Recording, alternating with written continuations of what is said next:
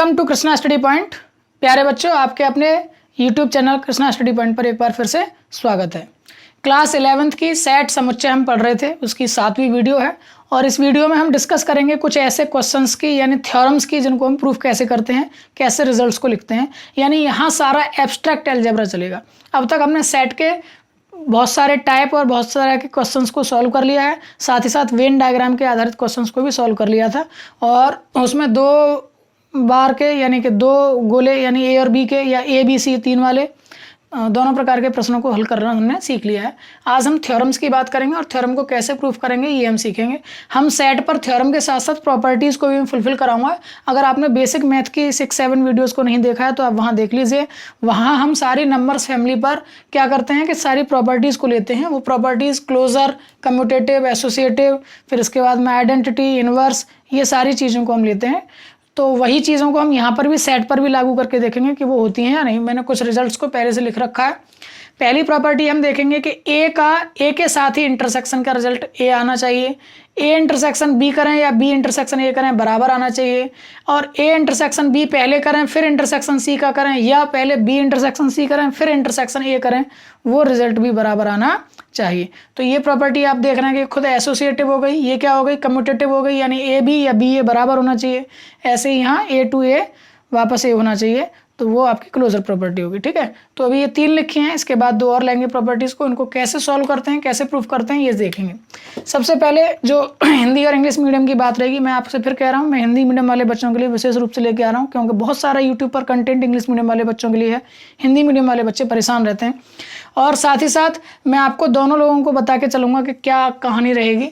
Intersection का मतलब and से रहेगा, हिंदी में तथा कहेंगे। यूनियन का मतलब और से रहेगा, या कहेंगे।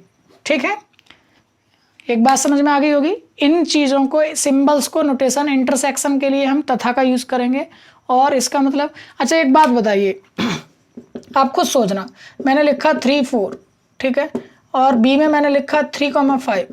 अगर मैं आपसे कहूँगा ए इंटरसेक्शन बी, तो कौन आंसर दोगे आप? 3 आएगा। ए इंटरसेक्शन बी का मतलब जो ए में भी होगा और जो बी में भी होगा, तो उसमें आपका 3 आ गया।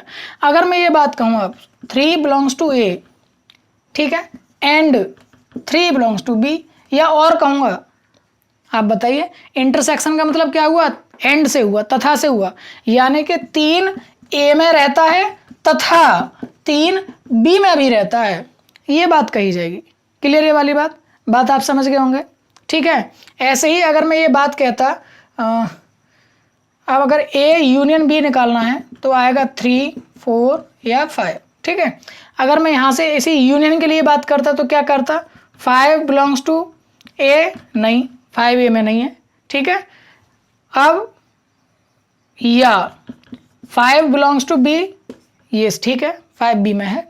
ठीक है, तो यूनियन के लिए हम क्या यूज़ करेंगे? या करेंगे, यानी और इंटरसेक्शन के लिए क्या यूज़ करेंगे? तथा करेंगे, यानी कि एंड।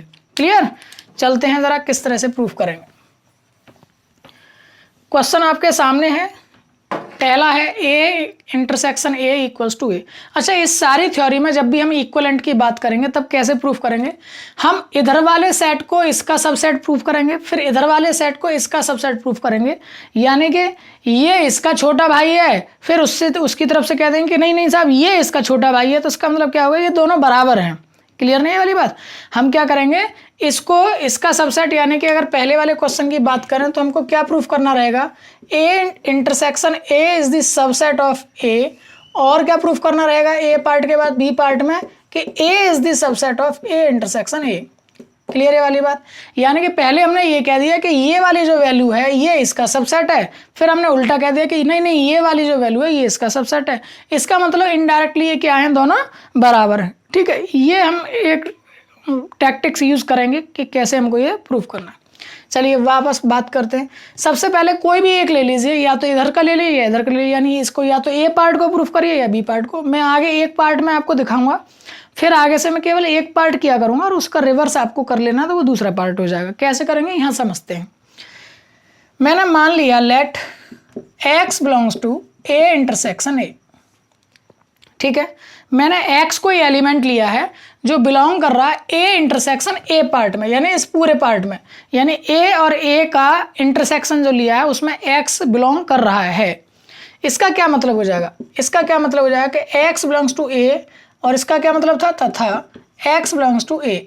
क्लियर है वाली बात, यानी x belongs to A and x belongs to A. फिर इसके बाद क्या बात हो गई, ये दोनों बातें एक ही लिखी हुई हैं तो इसको एक ही बार लिख सकते हैं, implies that x belongs to A. ठीक है, ये बात आ गई। इम्प्लाइज दैट, इसका क्या मतलब हुआ कि जो ए इंटरसेक्शन ए है वो ए का सबसेट है। ठीक है, ये एक्चुअली में क्या बात कह रहे हैं हम, एक बार फिर से यहाँ देख लीजिएगा, ध्यान से समझिएगा क्या कहने जा रहा हूँ। ये सेट है इधर, ठीक है, इधर एलिमेंट की बात कर रहा हूँ तब वो बिलोंग्स टू दिखा रहा हूँ। मैंने कोई एक सेट लिया ए 1 2 3, अब इसके मुझे क्या लिखने हैं, सबसेट लिखने हैं, तो 5 हो गया, एक 1 हो गया, ठीक है, एक 2 हो गया, एक 3 हो गया, एक 1 2 हो गया, एक 1 3 हो गया, एक 2 3 हो गया, और एक खुद 1 2 3 हो गया। ठीक है, ये हमने सबसेट लिखना सीखे थे। ध्यान से देखना, मैं मान लीजिए ये वाला 2 एलिमेंट उठा रहा हूँ और इसको कह दे रहा हूँ मैं बी कह दे रहा हूँ। ठीक है, ये सेट मैंने कोई बी कह दिया है। ठीक है, या यूं ही रहने दो, यूं ही रहने दो। क्या मैं ये लिख सकता हूँ 2 बिलोंग्स टू 1 2, बिल्कुल सही कह रहा हूँ, 2 इसमें है। ठीक है, साथ ही साथ में मैंने क्या लिखा कि जो 2 है वो बिलोंग्स टू ए भी है, जो 2 एलिमेंट है वो सेट इसमें भी है और 2 जो एलिमेंट है वो इसमें भी है। जब दोनों ही बातें हो गई तो मैं बिल्कुल कह सकता हूँ कि जो 1 2 ये सेट है जिसमें ये भी था वो सबसेट है किसका, ए का। तभी ऐसा हो रहा होगा कि एक एलिमेंट वो इसमें भी है और इसमें भी है। क्लियर है वाली बात। अब यहाँ से ये बात प्रूफ नहीं हो सकती कि बराबर कौन है, ये छोटा है कि ये छोटा है, ये बात नहीं प्रूफ हो सकती। तो इसीलिए हम आगे भी उल्टा कहेंगे कि ये इसका सबसेट है। ऐसा अगर हो रहा होगा तो तुरंत बात कह देंगे कि ये दोनों कैसे हैं, इक्वल हैं। क्लियर है बात। अभी फिलहाल साफ साफ दिख रहा है कि ये सेट छोटा हो सकता है क्योंकि सबसेट है, ये बड़ा हो सकता है। अभी ये नहीं पता कि ये बराबर है या नहीं है। ठीक है, तो मैंने यहां पर यही काम किया, A intersection A is the subset of A आ गया। क्लियर, तो यहां से एक लाइन ये प्रूफ हो गई हमारे पास, जो हमें प्रूफ करना था ये फर्स्ट वाला। ठीक है, अब इसी को फिर से उल्टा कर लीजिए, यहां से इस वाली लाइन से उल्टा कर सकते हैं। क्या, नाउ सेकंड वाले को प्रूफ करना, बी वाले को, तो फिर से कहेंगे late x belongs to A. अब क्या चलना है, हमें उल्टा इस वाले से लेकर के ये लेके आना है इस वाले से। तो एक्स बिलोंग्स टू ए हमने मान लिया कि एक्स ए में है। अब हम इसको 2 बार भी लिख सकते हैं, x belongs to A and x belongs to A. अब इस एंड का मतलब क्या, किससे था, इंटरसेक्शन से था, तो ए इंटरसेक्शन ए। ठीक, अब ये चीज आ गई, लेके ये चले थे, ये आ गई। इसका मतलब ये एक्स किस में था, ए में था। इसका मतलब हो गया कि A is the subset of A intersection A. ठीक है, यानी कि ये दूसरी वाली इक्वेशन हमने प्रूफ कर ली। यानी कि पहले कह दिया कि ए इंटरसेक्शन ए का सबसेट है, अब कह दिए ए इंटरसेक्शन ए का सबसेट है। तो इसका मतलब क्या हो गया कि समीकरण 1 व 2 से फ्रॉम इक्वेशन 1 एंड 2 क्या कह देंगे हम कि A intersection A equals to A. ठीक है, ये प्रूफ हो गया फर्स्ट। आई होप सो कि आपको समझ में आ गया होगा। ठीक है, ऐसे ही A intersection B equals to B intersection A को कर सकते हैं, इजी है। अब मैं इसको करता हूँ, थर्ड वाले को कैसे करेंगे ये देखते हैं। लेट, वही लेफ्ट वाले पोर्शन में ले रहा हूँ पहले, x belongs to A intersection B intersection C. ठीक है, कभी भी जब इस प्रकार की चीज़ें आ जाएं तो आप कुछ नया मान लिया करिए। ये सपोज कीजिएगा कि ये x लिख रहा है, x। ठीक है, इस पूरे को x कह दिया मैंने, x इंटरसेक्शन, चलो x मत लीजिए, कुछ और ले लेते हैं, z ले लेते हैं। ठीक है, थोड़ी देर के लिए मैंने ब्रैकेट में मान लिया है कि a इंटरसेक्शन b जो है वो कौन है, z है। आपके समझने के लिए x belongs to z intersection c ऐसे लिख सकता हूँ। ठीक है, z इंटरसेक्शन c लिखा हुआ, इसी को पहले अलग अलग लिख लीजिए। क्या लिखेंगे आप इसके लिए लिखेंगे आप x belongs to z and यानी तथा x belongs to c। Clear है वाली बात। x belongs to z intersection है ना, तो तथा, और x बिलोंग्स टू c, यानी कि z इंटरसेक्शन c में कोई एलिमेंट है तो वो z में भी होगा और c में भी होगा, तभी तो उसके इंटरसेक्शन में होगा, कॉमन पार्ट में होगा। अब यहाँ पर z के लिए बात कर लिए, x बिलोंग्स टू z का मतलब क्या था, a इंटरसेक्शन b। ये केवल आपको समझाने के लिए मैंने इतना पोर्शन कर दिया, बाकी इसकी कोई ज़रूरत नहीं थी। ठीक है, अब क्या करेंगे हम, x बिलोंग्स टू a, फिर से ये क्या आएगा, तथा। ठीक, अब क्या आएगा, x बिलोंग्स टू b, फिर क्या आएगा, तथा x belongs to C. Clear है वाली बात। अब जैसा रिजल्ट आपको चाहिए वैसे छोड़ते चलिए, x बिलोंग्स टू ए तथा इन दोनों को एक पास कर सकता हूं मैं इस तथा को खत्म करते हुए, तो क्या कहूंगा x belongs to B intersection C. तथा की जगह पर क्या आ गया, इंटरसेक्शन आ गया। एंड को हम किससे रिप्लेस कर दिए, इंटरसेक्शन से कर दिए। अब ये फिर वाला तथा आ रहा है तो इसे को भी इंटरसेक्शन से रिप्लेस कर देंगे, तो क्या बनेगा आपका x belongs to A intersection B intersection C. Clear है वाली बात। लेके क्या चले थे, A intersection B intersection C, आ क्या गया A intersection B intersection C. तुरंत हम लाइन लिख पाएंगे, क्या लिख पाएंगे कि जो A intersection B intersection C था वो सबसेट है A intersection B intersection C का। क्लियर। ये आज की वीडियो थोड़ी सी टिपिकल लगेगी क्योंकि ये एब्स्ट्रैक्ट अलजेब्रा है प्यारे बच्चों, यही है अलजेब्रा एक्चुअली में, यही नहीं समझ में आता है बच्चों के, ध्यान से समझना है बस इसको। क्या हमने लिखा कि जो चीज़ हम लेके चले थे इसमें अवयव लेके चले थे हम एक्स एलिमेंट को, वही क्या हो गया सबसेट हो गया इसका। अब अगली बार में क्या करना है हमको, ये सबसेट दिखाना है इसका, तो क्या करके चलेंगे, यहां से शुरू करेंगे उल्टा, एक एक स्टेप यही आएगा, सेम टू सेम आएगा। Let x belongs to A intersection B intersection C, फिर इसके बाद ये वाली लाइन, फिर इसके बाद ये वाली लाइन, फिर इसके बाद ये वाली लाइन, फिर इसके बाद ये। ठीक है, तो जैसे ही इतना आ जाएगा फिर हम उल्टी बात कह देंगे। क्या कह देंगे उस वक्त फिर कह देंगे हम कि A intersection B intersection C जो है वो सबसेट है किसका, A intersection B intersection C का, इंटरसेक्शन सी का। ठीक है, और तुरंत हम कह देंगे कि इसका मतलब ये हुआ कि ये वाला रिजल्ट फुलफिल है पूरा। ठीक है, आई होप कि आपको ये वाली भी थ्योरम प्रूफ करना आ गई होगी। ये एक तरह से थ्योरम ही है कि ए इंटरसेक्शन बी और इंटरसेक्शन सी, हालांकि ये प्रॉपर्टीज भी हैं इसकी, ये अलग बात है। चलते हैं नेक्स्ट थ्योरम पर। नेक्स्ट थ्योरम आपके पास आइडेंटिटी के रूप में रखा हुआ है। ए इंटरसेक्शन फाई कितना रहेगा, फाई रहेगा। फाई रिक्त समुच्चय है, किसी भी सेट के साथ और रिक्त समुच्चय के साथ जब आप कॉमन लेंगे तो वो कितना आएगा, रिक्त आएगा, खाली आएगा। ऐसे यूनिवर्सल सेट के साथ किसी भी एक छोटे सेट का आप इंटरसेक्शन लेंगे तो वो कितना आएगा, वो छोटा वाला सेट आएगा, क्योंकि यूनिवर्सल सेट में तो सारा होता है, पूरा होता है। इनको आई होप सो कि आप अपने आप प्रूफ कर पाएंगे। हम जानते हैं इस बात के लिए प्रूफ करने के लिए हमें क्या करना पड़ेगा कि A intersection phi is the subset of phi, और एक बार phi is the subset of this. तो फाई तो हमेशा हर किसी का सबसेट होता है, हर किसी का फाई जो होता है वो हर किसी का। तो ये तो रिवर्स वाली लाइन तो पहले से ही प्रूफ होकर रखी है, ये वाली देखनी पड़ेगी। तो ए इंटरसेक्शन बी वो हमेशा क्या होगा, ए इंटरसेक्शन बी अगर कोई सेट है तो वो हमेशा ए का भी सबसेट होगा और बी का भी सबसेट होगा। ठीक है, तो ऐसे ये बी ना होकर के यहाँ कौन है, फाई है। तो फाई है तो ऑब्वियसली बात है कि हम कह पाएंगे इस बात को कि फाई का क्या है, सबसेट होगा ए इंटरसेक्शन बी। तो एक तरफ से ही लेफ्ट टू राइट प्रूफ हो गया, राइट टू लेफ्ट मैंने बताया कि फाई हमेशा ही हर एक सेट का क्या होता है, सबसेट होता है। तो दोनों बातें प्रूफ, तो ये बराबर हो गया। ये तो ये फोर्थ वाली आपको अपने आप करनी है, मैं फिफ्थ वाली थ्योरम को प्रूफ करके दिखा रहा हूँ। ए इंटरसेक्शन, ये डिस्ट्रीब्यूटिव प्रॉपर्टी भी कहलाती है। A intersection B union C, तो क्या हो जाएगा, A intersection B union A intersection C. या तो ये दोनों ही डिस्ट्रीब्यूशन है। यहाँ क्या है, यूनियन पर इंटरसेक्शन का डिस्ट्रीब्यूशन है, और यहाँ पर क्या है, इंटरसेक्शन पर यूनियन का डिस्ट्रीब्यूशन है। मैं कोई भी एक किए देता हूँ जैसे आपको उचित लगे, आपको एक अपने आप करके देखनी है। मैं फिफ्थ वाले का सॉल्यूशन यहाँ प्रूफ करके दिखा रहा हूँ। क्या करना होगा, वही काम। यहाँ एक बार मुझको ये is the subset of this और फिर this is the subset of this, ये दो तरीके से प्रूफ करना रहेगा। मैं एक तरफ से कर रहा हूँ, फिर उसी को लेफ्ट नीचे से ऊपर ले लेंगे। सपोज कीजिए let x belongs to A intersection B union C. ठीक है, let x belongs to A intersection B union C. क्या मतलब रहेगा इस बात का, x belongs to A intersection का मतलब तथा x belongs to B union C. Clear है वाली बात।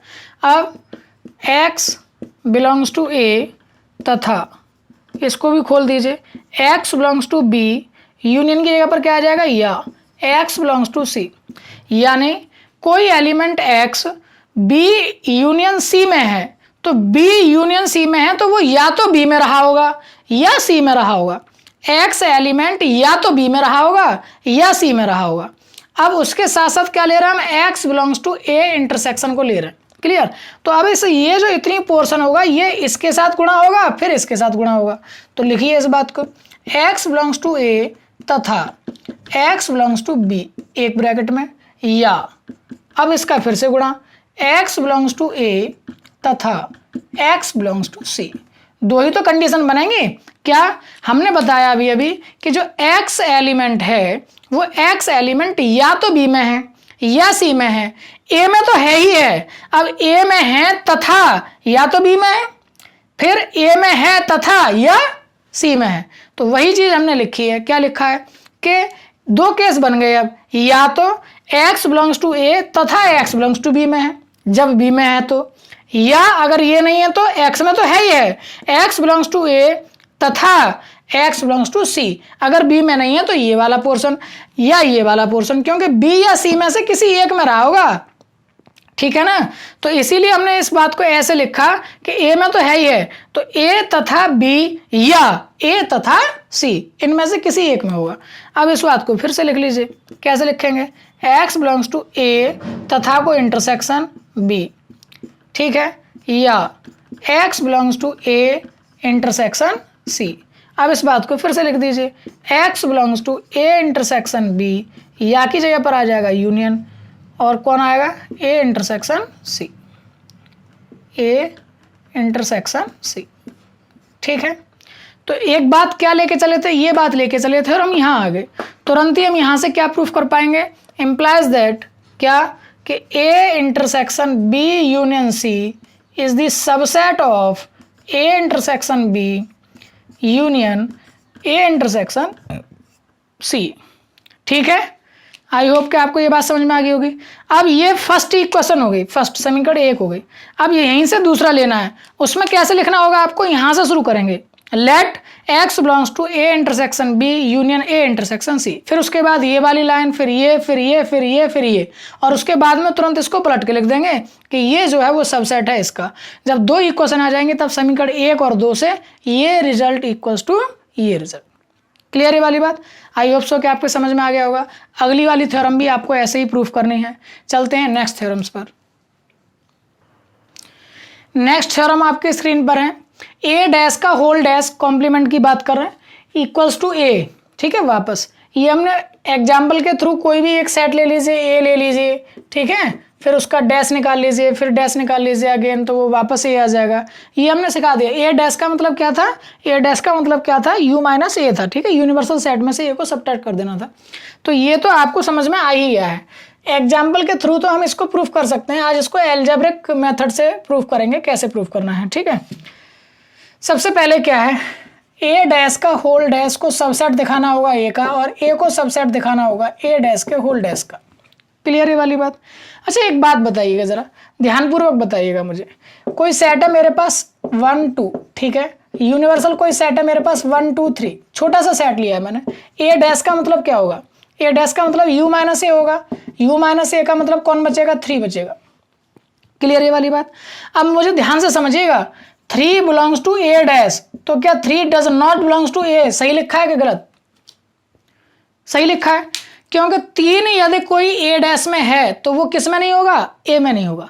यानी आप ऐसे समझिए, यदि कोई एलिमेंट किसी सेट में है तो वो उसके डैश में नहीं होगा, या उसके डैश में है तो उसमें नहीं होगा, क्योंकि एक्चुअली में डैश आया कहाँ से? सबट्रैक्ट करके आया है ना। सबट्रैक्ट करके आया तो वो कट चुका होगा, घट चुका होगा। ठीक है, तो आपको ये बात याद रखनी है कि कोई भी एलिमेंट x एलिमेंट अगर मैंने लिखा x बिलोंग्स टू a, तो इसका मतलब x does not belongs to a dash, या x belongs to a dash तो x does not belongs to a। ठीक है, अगर डैश में है तो सेट में नहीं होगा, और सेट में है तो उसके डैश में नहीं होगा। ये बात तय है। क्लियर? चलिए इसको कैसे आगे बढ़ाते हैं। मैं आपको हर चीज़ एग्जाम्पल से लेकर के समझाता चल रहा हूँ। आई होप कि आपको इससे पहले इतना अच्छे से किसी ने नहीं समझाया होगा। और देखिए अब यहाँ से क्या लेना पड़ेगा हमको? वही सॉल्यूशन कर रहा हूँ मैं, प्रूफ कर रहा हूँ। Let x belongs to a dash का होल डैश। ठीक है, मैंने x को एलिमेंट ऐसा लिया है जो इसके a डैश के डैश में है, तो आप बताइए क्या वो x does not belongs to a dash? ये लिखूंगा ना। a डैश के डैश में है तो a डैश में नहीं होगा। यानी इसको एक और सेट मान लो, ऐसे मान लो z मान लो, तो z के डैश में मैंने लिया है, z के डैश में क्या है तो z में नहीं होगा। अब ऐसे ही इसको फिर से देखो, x does not belongs to a dash है तो इसका मतलब x बिलोंग्स टू a होगा। ए डैश में नहीं है तो ए में होगा, ठीक है, ए डैश में नहीं है तो ए में होगा, ए में नहीं होता तो ए डैश में होता, ठीक है। तो इसका मतलब क्या हो गया, x बिलोंग्स टू आपने लिया था इसमें, इंप्लाइज दैट ए डैश का whole dash is the subset of A. ऐसे ही जस्ट यहाँ से उल्टा लिख लीजिए, ये एक फायदा है इसमें, यहाँ से आपको उल्टा लिखना है यहाँ तक तो तुरंत ही आप क्या कह दोगे कि ये इसका सबसेट है, ये इसका सबसेट है, पहली वाली थ्योरम प्रूफ हो गई, ठीक है। इतना काम मैं आपके लिए छोड़ रहा हूँ, ये पोर्शन ए प्रूफ करता हूँ मैं, ए पोर्शन। अब इसका पोर्शन बी आपको खुद प्रूफ करना है कि लेट, पहले तो दिखा दीजिए क्या प्रूफ करना है। अब आपको प्रूफ करना रहेगा ये वाली लाइन, ये ए कर दिया, अब ये बी प्रूफ करना है। तो आपको क्या लिखना होगा, let x belongs to A, ठीक है। फिर आपको क्या लिखना होगा, x does not belongs to A dash, A में है तो ए डैश में नहीं होगा। सेम तरीके से लिखते चले जाना तो फिर आपको सेट दिखा देंगे, ठीक है। चलिए नेक्स्ट देखते हैं। ए माइनस बी जो वैल्यू होती है वो किसके इक्वलेंट होती है, ए इंटरसेक्शन बी डैश के होती है, ए इंटरसेक्शन बी डैश की होती है। किसकी वैल्यू, ए माइनस बी की, ये वैल्यू प्रूफ करनी है। अब मान लीजिए 8th वाली थ्योरम को मैं प्रूफ करूंगा तो दो पोर्शन कौन कौन से बनेंगे बताइए जरा। A minus B is the subset of A intersection B का डैश, और दूसरी वाली बात क्या होगी, ए इंटरसेक्शन बी का dash is the subset of A minus B, ठीक है। तो अब क्या क्या करना पड़ेगा, मैं एक को कर देता हूं, पहले वाले को। सपोज कीजिए ये लीजिए solution, let x belongs to a minus B, ठीक है। x जो अवयव है वो a माइनस बी में है, a माइनस बी में है तो x बिलोंग्स टू a में तो होगा, तथा x does not belongs to b, x does not belongs to b। Clear, ये आप समझ पाए ना क्या लाइन लिख दी, ए माइनस बी में ये तो कोई और एक एग्जाम्पल से समझ लीजिए। एक एग्जाम्पल लेता हूं छोटा सा, ए इक्वल्स टू मैंने लिया 1 2 3, ठीक है। बी में मैंने लिया मान लीजिए 3 4 5, अपने आप ले लिया मैंने कोई भी। ए माइनस बी बताना जरा मुझे क्या आएगा, ए माइनस बी जब हम करेंगे तो 3 से 3 कैंसिल हो जाएगा और आगे वाले में जो बचे एलिमेंट होते हैं वो आंसर आता है। ए माइनस बी में 1 और 2 आ गए। अब अगर मैं आपसे ये कहूं कि 1 belongs to A minus B, तो 1 belongs to A minus B okay है। क्या ये 1 बी में है, नहीं है, 1 does not belongs to B, वही तो है, सेम तरीके से लिखा है। अगर x कोई एलिमेंट a माइनस बी में है, यानी x कोई एलिमेंट 1 कोई एलिमेंट a माइनस बी में है, तो वो जो 1 है वो a में तो होगा लेकिन वो b में नहीं होगा। वही लाइन लिखी है, x belongs to a minus B, तो x बिलोंग्स टू a तो है तथा x does not belongs to b। अब अभी वाली लाइन से चलिए, क्या, x बिलोंग्स टू a तथा अगर कोई एलिमेंट सेट में नहीं है तो उसके डैश में होगा। किस में होगा, x belongs to b dash, b के डैश में होगा, ठीक है। अब ये तथा लगा हुआ है, तथा को हम क्या जानते हैं, इंटरसेक्शन, तो x belongs to a intersection b dash. जैसे ये लाइन आ गई आप तुरंत कह पाएंगे क्या कि x किस में था, इसमें था, यानी a minus B is the subset of a intersection b का डैश, ठीक है। ऐसे ही फिर बी वाली लाइन को आप प्रूफ कर लेंगे उल्टा, इसी को उल्टा लिखना है केवल, आपको नया कुछ नहीं सोचना है, इसको उल्टा लिखना है बस, ठीक है। फिर आप तुरंत ये वाली लाइन कह देंगे और तुरंत कह देंगे हम कि a माइनस बी जो है वो किसके इक्वलेंट होता है, a इंटरसेक्शन b डैश के बराबर होता है, ठीक है। ऐसे ही थ्योरम 9 है, थ्योरम 9 आसान है, मैं आपके लिए छोड़ देता हूँ। x बिलोंग्स टू a तथा x belongs to b minus C. अब b माइनस सी है तो b में होगा लेकिन c में नहीं होगा, ठीक है, b में होगा लेकिन c में नहीं होगा। अब उसका इंटरसेक्शन आपको क्या लेना होगा, x belongs to a intersection b में है तो इन तो दोनों में हो गया, और इसमें किसमें, c में नहीं है ऑलरेडी तो उसके इंटरसेक्शन में भी नहीं होगा, तो इसलिए वो माइनस का चिन्ह आया है नहीं होने के लिए, ठीक है। तो ये आप करेंगे, एक बार इसे देख लेते हैं जरा, x belongs to a minus B, तो अब आप क्या लिखेंगे यहाँ से, x belongs to a minus B, क्या लिखेंगे बताइए, x बिलोंग्स टू a तथा x does not belongs to b, ठीक है। अब यहाँ से मैं और क्या लिख सकता हूँ इस बात को, b में नहीं है इसमें है, तो यहाँ क्या लिखूंगा इस बात को बताइए, x does not belongs to a dash तथा x बिलोंग्स टू b, ठीक है। इस बात को मैं उल्टा लिख सकता हूँ क्या, कि x बिलोंग्स टू b तथा x does not belongs to a dash. Clear ये वाली बात, x b में तो है लेकिन ए डैश में नहीं है। ठीक है, तो बस इसको लिख लीजिए इस बात को। अब ये भी एलिमेंट सेम बना लीजिए, x does not belongs to B dash, B में है तो किस में नहीं होगा, बी डैश में नहीं होगा, तथा x does not belongs to A dash. Clear वाली बात। तो यहाँ से क्या आ जाएगा, x does not belongs to B dash intersection A dash. ठीक है, एक तो ये इंटरसेक्शन के लिए आ गया। चाहिए था हमको बी डैश माइनस ए डैश, तो इसका मतलब ए डैश में नहीं है ऑलरेडी, तो यहीं से हम इस बात को लिख पाएंगे किसमें, बी डैश में है और ए डैश में नहीं है, तो बी डैश माइनस ए डैश, फिर उसको रिवर्स प्रूफ कर लेंगे, ये भी थ्योरम आपकी प्रूफ हो जाएगी। चलते हैं नेक्स्ट थ्योरम पर। देखिए नेक्स्ट और हैं 11वीं थ्योरम, उसके कुछ पार्ट बना करके मैंने ले लिए हैं क्योंकि लगभग सारी थ्योरम एक जैसी हैं। ये आप ही को करनी है प्रूफ, मैं केवल एक थ्योरम 5 वाली को प्रूफ करके दिखा देता हूँ, इंपॉर्टेंट है इसलिए, और बाकी आप लोग खुद प्रैक्टिस करके देखिए। कहीं थोड़ी सी दिक्कत आएगी लेकिन बार बार करिएगा, बार बार वीडियो को देखिएगा, समझिएगा, तो आई होप सो कि आपके आसानी से समझ में आ जाएंगे। ये बिल्कुल तय है कि ये थोड़ा सा डिफिकल्ट है प्यारे बच्चों, आपको साहस के साथ काम करना होगा और बार बार प्रैक्टिस करके काम करना होगा, फिर आप इजीली कर पाएंगे। ठीक है, चलिए, और थोड़ा सा जो थ्योरम में जब कभी पार्ट आ जाए क्या लिखा जाए इस लाइन के बाद, तो उसके लिए आप अपने एग्जाम्पल लेकर के, जैसे मैंने एग्जाम्पल ले लेके समझाया क्या लाइन लिखी जाएगी, ऐसे ही आप एग्जाम्पल बना करके फिर आप देख सकते हैं क्या आएगा रिजल्ट, फिर देख सकते हैं। चलिए मैं एक 4th पार्ट को प्रूफ किए देता हूँ, a minus B intersection b equals to 5। ठीक है, तो वही काम, पहला काम क्या लेना पड़ेगा, let x belongs to a minus B intersection b। ठीक है, और 5 तो सबसेट होता ही है हर एक का, तो वो तो होगा ही, तो इसलिए मैं एक तरफ से ये देता हूँ प्रूफ। चलिए क्या लिखेंगे, x belongs to a minus B तथा x belongs to b। Clear वाली बात। क्या लिखा है आपने, x जो अवयव है वो a माइनस बी में है तथा x बिलोंग्स टू b, यानी कि x b में भी है। अब आप क्या लिखेंगे इस लाइन के बाद, x belongs to a minus B में होने का मतलब a में तो है, तथा x does not belongs to b। ठीक है, और तथा x बिलोंग्स टू b। अब देखो यही लाइन आपको बता रही है कि ये 5 की बात है।